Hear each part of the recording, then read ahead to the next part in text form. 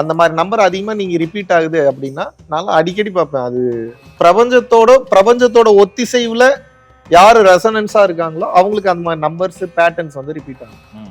அதெல்லாம் ஒரு கன்ஃபர்மேஷன். அந்த நம்பர் ஏன் அந்த நேரத்துல நீங்க பாக்குறீங்கன்னா உங்களை பார்க்க வைக்கிது. அது மேல இருந்து ஆப்ரேட் பண்றாங்க. அப்படி அந்த நேரத்துல நீங்க அதை பார்க்கணும். உங்களுக்கு ரீகன்ஃபர்மேஷன், நீங்க போகக்கூடிய இடம் சரியான பாதை, கரெக்டா பயணம் பண்றீங்க, உங்களுக்கு ரீகன்ஃபர்மேஷன். இப்போ இன்டர்ஸ்டெல்லர் படம் பாத்தீங்கன்னா கீழே வந்து வாட்ச்ல வந்து சம்திங் ஏதோ டைம் காட்டிட்டு இருக்கும். அவங்க அப்பா வந்து வேற டைமென்ஷன்ல இருந்து வாட்ச்ல கோடிங் கொடுத்துட்டு இருப்பாரு. ஏன்னா இந்த உலகம் அழியாம இருக்கிறதுக்கு வேற ஒரு கிராவிட்டல் ஃபோர்ஸை பயன்படுத்தி இந்த பூமி எப்படி வந்து வேற மாதிரி மாத்தலாம், அங்க இருக்கக்கூடிய உயிர்களை பாதுகாக்கலாம்னு சொல்லி இவங்க அப்பா வேற டைமென்ஷனுக்கு போய் அந்த டைமென்ஷன்ல இருந்து கீழே இருக்கக்கூடிய பூமியில இருக்கக்கூடிய ஒரு வாட்சுக்கு வந்து கோடிங் சமைச்சிட்டு இருப்பாரு. ஏதோ டேப் சிஸ்டத்திலயோ இல்ல மோர்ஸ் கோடோ சம்திங் லைக் தட் அனுப்பிட்டு இருக்கும்போது அப்ப அங்க அவர் கொடுக்கக்கூடிய தகவலை இங்க இருந்து உட்கார்ந்து ரிசீவ் பண்ணி அப்ப அந்த ஃபார்முலாவை வந்து கண்டுபிடிப்பாங்க. சேம் லைக் தட் கண்ணிற்கு தெரியாத ஸ்பிரிட் கைட்ஸ் நம்ம முன்னாடி இருக்கக்கூடிய பொருள்களை நகர்த்தி சைகைகளை காண்பித்து பறவைகளை வைத்து விலங்குகளை வைத்து நமக்கு மெசேஜ் கொடுக்குறாங்க. நமக்கு புரியல.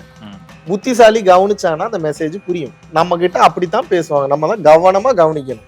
சில நேரத்துல அவங்க எப்படி ஆக்குபை பண்றாங்கன்னா போறவங்க வரவங்க பாடியை டக்குன்னு கண்ட்ரோல் எடுத்துருவாங்க. கண்ட்ரோல் எடுத்து அவங்க மூலியமா மெசேஜ் பாஸ் பண்ணிட்டு போயிடுவாங்க. நம்ம என்ன நினைக்கிறோம், அவன் பண்ணிட்டு போனான்னு நினைக்கிறோம்.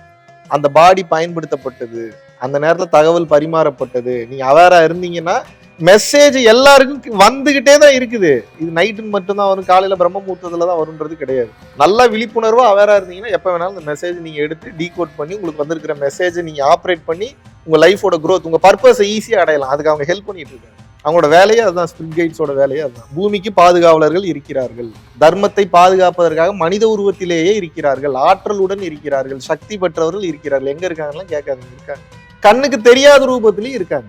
எல்லா ரூபத்திலயும் இந்த பூமிக்கு புரோட்டோகால்ஸ் இருக்கு, செக்யூரிட்டி இருக்கு, ஃபுல் ப்ரொடெக்ஷன் இருக்கு. அப்புறம் ஏன் இவ்வளவு பிரச்சனை நடக்குதுன்னு கேட்காதீங்க. இங்க ஒரு பெரிய ஒரு ரீசைக்ளிங் ப்ராசஸ் போயிட்டு இருக்கு. இன்னும் கொஞ்ச நாள்ல புரியும்.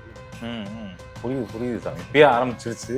இன்னும் கொஞ்ச நாள்ல புரியும். நீங்க பார்க்க டெப்தா போக போக புரியும் நிச்சயம். ஏன்னா இந்த உலகம் வந்து இல்லாட்டினா ஒரு சமநிலை ஒண்ணு தேவைப்படுது.